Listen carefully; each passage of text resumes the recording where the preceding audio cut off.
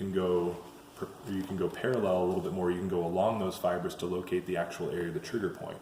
But That's you. Yes. I don't know if you want 10 people to palpate your infraspinatus, but when we pair up in lab partners, We'll be walking around and helping out too. Many of us are going to have trigger points in some of these muscles, but that again gets into the distinction between active and latent trigger points. Whether or not we have shoulder pain, whether or not we have neck pain, trap pain, whatnot. And most of us, if you dig around enough in our trap thing and needling the infraspinatus, we're going to establish the scapular borders. If you're within those, you're good as far as safety. So again, I'm going to palpate perpendicular to those muscle fibers, and I'm going to find this area where, you can see. So Positive exam. So I'm using my left hand as my palpation hand because I am right-handed, but basically I'm going to open up my fingers enough to allow space for the needle placement. I'm going to tap the needle in perpendicular to the scapula, and then we can guide the needle down.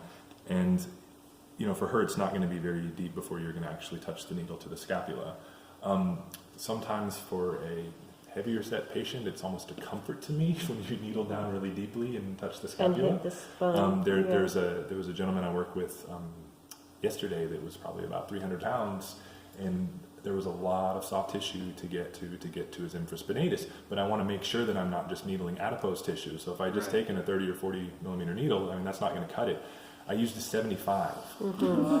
Which we've got, but we won't need on anybody here today. I used a 75, but I was very careful about my palpation. Essentially, if I could locate the medial and lateral borders and know where I was and know where I was within, I knew that if I needled deeply enough, it was going to touch the scapula, and it did. It was kind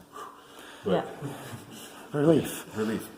Okay, so as far as needle manipulation, again, we can twirl the needle, but as far as, and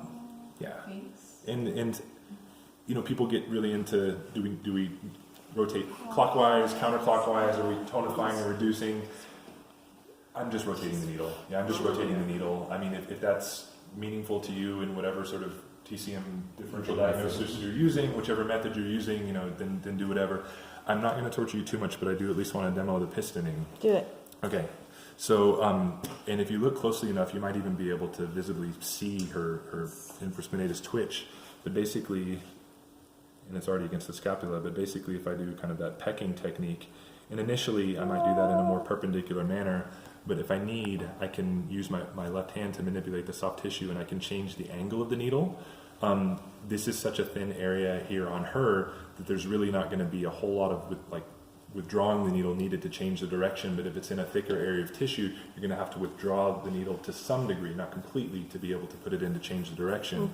But basically you can kind of fish around in that area and you can elicit that twitch response. And changing that angle slightly is going to give you more stimulation because you're getting into slightly new fibers of the muscle or the trigger point as you change it slightly.